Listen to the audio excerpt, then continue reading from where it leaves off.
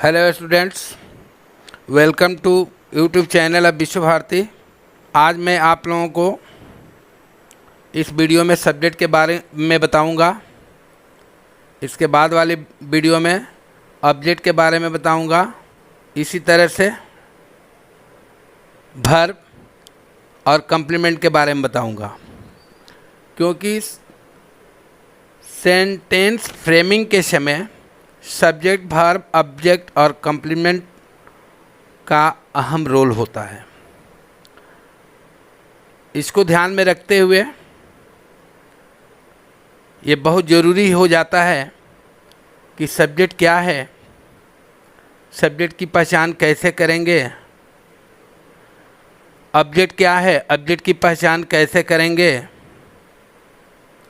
Verb क्या है, verb की पहचान कैसे करेंगे, कम्प्लीमेंट क्या है, कम्प्लीमेंट की पहचान कैसे करेंगे। तो चलिए आरंभ करते हैं। सबसे पहले सब्जेक्ट के बारे में हम लोग जानकारी प्राप्त करेंगे। सब्जेक्ट यानी कर्ता या उद्देश्य, इसकी परिभाषा होगी subject is a word or a group of words about which something is said in the sentence। मैं पुनः रिपीट कर रहा हूँ। Subject is a word or a group of words about which something is said in the sentence।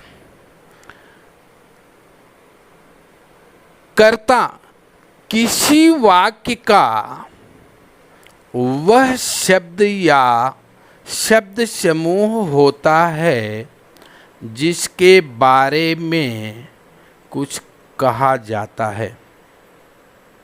दूसरे तरह से हम लोग डिफाइन कर सकते हैं अबाउट हुम समथिंग इज सेड, जिसके बारे में कुछ कहा जाए या बताया जाए उसे सब्जेक्ट कहते हैं। फिर से रिपीट करता हूं, अबाउट हुम समथिंग इज सेड, जिसके बारे में कुछ कहा जाए या बताया जाए उसे सब्जेक्ट कहते हैं। सब्जेक्ट के मूल चीज़ों पर हम लोग कैसे ध्यान देंगे। फॉर्म ऑफ सब्जेक्ट, सब्जेक्ट का स्वरूप, सब्जेक्ट का स्वरूप। Subject words can be of several kinds but all of them must be either a noun और a word having the force of a noun. यानी सब्जेक्ट के रूप में कई प्रकार के शब्दों का व्यवहार हो सकता है, फिर भी वैसे शब्द या तो नाउन होते हैं या उनमें नाउन की शक्ति या फोर्स होता है। यानी कहने का मतलब है, संक्षिप्त में मैं बताना चाहूँगा कि सब्जेक्ट के रूप में नाउन आता है या नाउन इक्विवेलेंट्स वर्ड्स आता है। इन चीज़ों पर खास ध्यान देना होगा। सब्जेक्ट के रूप में कई तरह के शब्द आएंगे, बट वो नाउन होगा या नाउन इक्विवेलेंट होगा। एग्जाम्पल को देखेंगे और समझने का प्रयास करेंगे। एग्जाम्पल नंबर 1 में देखें, the students are reading English grammar. In this sentence students noun है और द आर्टिकल है जो एडजेक्टिव का कार्य करता है। यानी इस वाक्य में हम देख रहे हैं कि जो सब्जेक्ट है वो नाउन है। यानी हम कह सकते हैं कि इस वाक्य का सब्जेक्ट नाउन है। दूसरे एग्जाम्पल में देखते हैं, द पुअर आर ऑनेस्ट।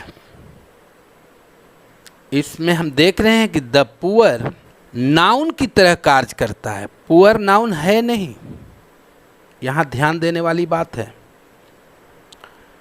इस वाक्य में पुअर नाउन नहीं है, एडजेक्टिव है। बट इस एडजेक्टिव के पहले जैसे ही द आया, ये प्लूरल नाउन की तरह कार्य करने लगता है, जिसकी हिंदी होती है गरीब लोग। बहुत से विद्यार्थी गलती कर बैठते हैं कि द पुअर पीपल लिख बैठते हैं। गरीब लोगों की इंग्लिश होगी द पुअर, धनी लोगों की इंग्लिश होगी द रिच, बहरे लोगों की इंग्लिश होगी द डीफ, गूंगे लोगों की इंग्लिश होगी द डम्ब। यानी जब एडजेक्टिव के पहले आर्टिकल द का प्रयोग हो जाए तो वो एडजेक्टिव उस वाक्य में प्लूरल नाउन की तरह कार्य करने लगता है, जिसको मैं यहाँ रेड कलर में इंडिकेट कर दिया हूँ कि यहाँ यह नाउन की तरह कार्य कर रहा है, जबकि पुअर एडजेक्टिव है। यहाँ मुझे लगता है कि आपको कोई कन्फ्यूजन नहीं होनी चाहिए। एक बार फिर से मैं रिपीट कर देना चाहता हूँ कि जब पुअर के पहले, रिच के पहले, डम्ब के पहले, डीफ के पहले, लेम के पहले अगर आर्टिकल द का प्रयोग हो जाए, ये सारे वर्ड्स एडजेक्टिव हैं, अगर इनके पहले द का प्रयोग कर दिया जाए तो प्लूरल नाउन की तरह कार्य करने लगते हैं, जिस तरह से इस वाक्य में आप देख रहे हैं। द पुअर आर ऑनेस्ट, गरीब ईमानदार होते हैं, या गरीब लोग ईमानदार होते हैं। यानी यहाँ देख रहे हैं कि ये पुअर एडजेक्टिव है, बट यहाँ यूज के अनुसार ये सब्जेक्ट का काम कर रहा है और नाउन इक्विवेलेंट है। चलते हैं एग्जाम्पल नंबर 3 की तरफ। We will speak English. यहाँ हम देखेंगे कि वी पर्सनल प्रोनाउन का फर्स्ट पर्सन है और प्लूरल नंबर है, नॉमिनेटिव केस है, ये प्रोनाउन है। यानी पहले में देखिए नाउन, दूसरे में देख रहे हैं एडजेक्टिव नाउन इक्विवेलेंट, तीसरे में देख रहे हैं प्रोनाउन। यानी एग्जाम्पल देखने से यह पता चलता है कि सब्जेक्ट के रूप में noun, adjective, pronoun, infinitive, gerund, phrase और क्लॉज। यहाँ फ्रेज में एक गलत लिख दिया गया है, इसको आप सुधार लेंगे, फ्रेज की स्पेलिंग यहाँ रॉन्ग है। फोर्थ एग्जाम्पल में चलते हैं। To learn English is very easy. यहाँ टू लर्न जो है सब्जेक्ट का कार्य कर रहा है, जो इन्फिनिटिव है। यानी सब्जेक्ट के रूप में इन्फिनिटिव भी आता है। वाक्य को देखने से लगता है कि टू लर्न यहाँ सब्जेक्ट का कार्य करता है, क्योंकि अंग्रेजी सीखना बहुत आसान है। Example number 5, swimming is a good exercise. यहाँ स्विमिंग जेरंट का कार्य कर रहा है, यानी इसकी हिंदी होगी कि तैरना एक अच्छा व्यायाम है। अब जेरंट यानी संज्ञार्थक क्रिया, इन्फिनिटिव यानी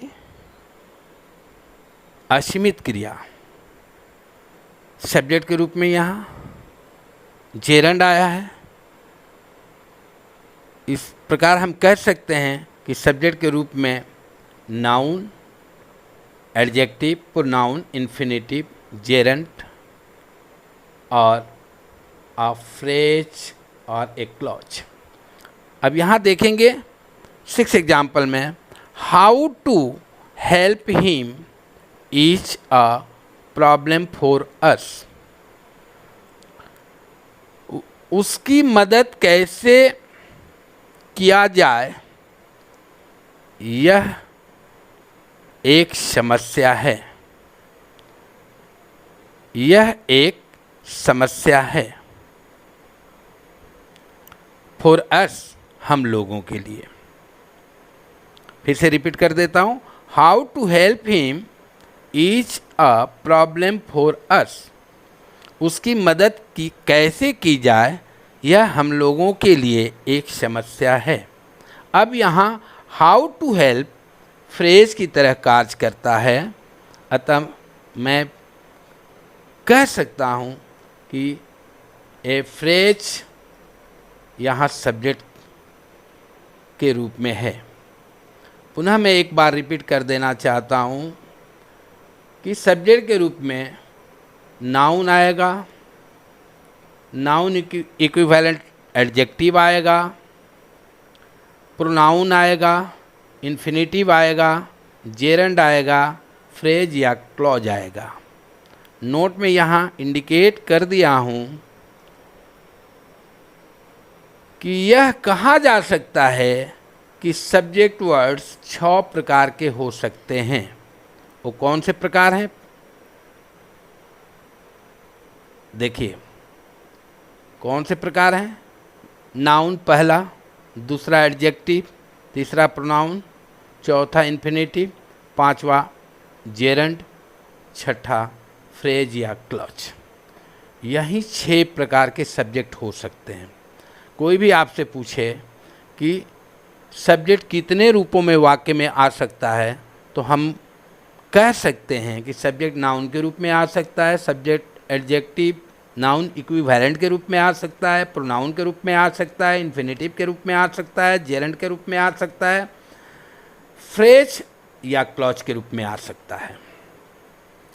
सब्जेक्ट को पता लगाने के लिए हम सब्जेक्ट के पहले हु का प्रयोग करते हैं। जैसे आई टीच यू, मैं आप लोगों को पढ़ाता हूँ। यहाँ आई के बारे में अगर पता करना है तो टीच के पहले लगाएंगे कि हु टीचेज यू, आपको कौन पढ़ाता है, तो आंसर होगा आई। यू रीड एट होम, आप घर पर पढ़ते हैं। यू को यहाँ से हटा दिया जाए और रीड के पहले हु लगाया जाए, हु रीड्स एट होम, तो आंसर होगा कि यू। इस प्रकार हम किसी भी सब्जेक्ट का पता कर सकते हैं क्रिया के पहले हु लगा करके। इसके बाद वाले वीडियो में मैं आप लोगों को ऑब्जेक्ट के बारे में बताऊंगा। ऑब्जेक्ट के बाद वाले वीडियो के बाद मैं आप लोगों को कम्प्लीमेंट के बारे में बताऊंगा। कम्प्लीमेंट के बाद जो वीडियो भेजूंगा उस वीडियो में वर्ब के बारे में बताऊंगा। Thank you. More in next video.